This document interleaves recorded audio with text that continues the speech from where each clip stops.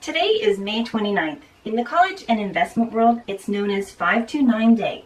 But what is 529? We'll get right to that. But first, for many families with college-bound kids, there's an ongoing daily struggle between paying the bills of today, planning to help your kid pay for college, and as parents, saving for our own financial future.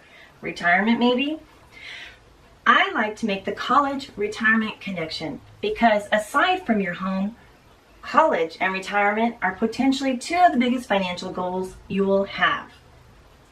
What is a 529 plan? The simple explanation is that it's an account that can be used to save money for both college or even K through 12 education expenses, and it has special tax treatment. For families with college-bound kids like me, 529 plans can play a part in a successful plan to pay for college and ultimately help families, parents, and students rely less on borrowing. Let's talk a little bit about 529 plans and some things I think you should know about. So back to our question, what is a 529 plan? Well, it's a special tax-preferred account to be used for qualified education expenses, either K through 12 private school, college, or other qualified educational expenses.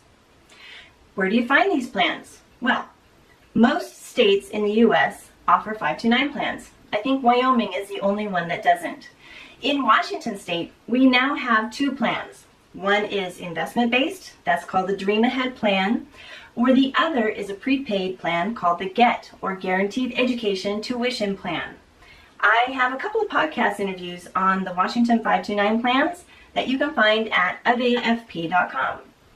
Even though I live in Washington, I do not have to use my state's plan, nor do you. For residents in other states who may pay state income tax, there may be a state income tax deduction, which makes using your state's plan potentially better for you. But ultimately, you can use any plan that you want, either direct to the state or through an advisor. Why would you want to have a 529 plan? Well, depending on the state you live in, those with state income tax may get a tax break, which everyone loves. But the key tax benefit, which applies to everyone, no matter what state you're in, is that the growth is tax-free. Tax-free, I said, when used on qualified education expenses. The biggest reason, I think, is having a separate account earmarks this money specifically for college. By having this account means that you are thoughtfully and intentionally funding that goal. A lot of people wonder, what's the impact to getting financial aid? Any money saved by a parent for a student, whether it's in a 529 plan or a taxable account, is counted by the FAFSA in a relatively small way at 5.64%.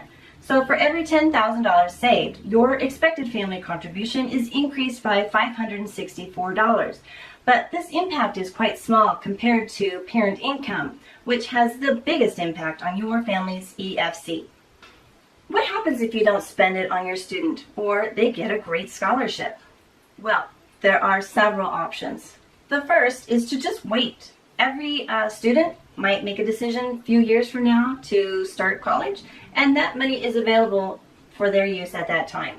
Or you can use it yourself or for another family member by transferring the funds into an account in their name. Other types of uses could be non-college related. Use it at qualified technical or vocational schools as well. Or you can leave a legacy to a future unborn grandchild. Of course, you can always request a refund as well, though you'll likely be subject to taxes, penalties, or fees. Is the 529 plan the only way or the best way to save for college? No, of course, there's always more than one way to skin a cat. But like a life jacket, the best way to save for college is the one you actually use. There are lots of ways to save in Roth IRAs, regular taxable investment accounts, or quite frankly, not at all. What I can say is that each family's situation is unique.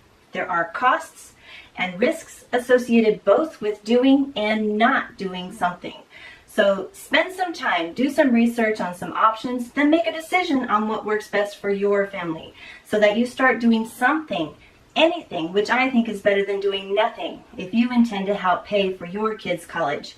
And the earlier you start, the better. As always, feel free to reach out to me at aveafp.com. That's AVEAF like financial, P like planning.com. Let's see. What's we got?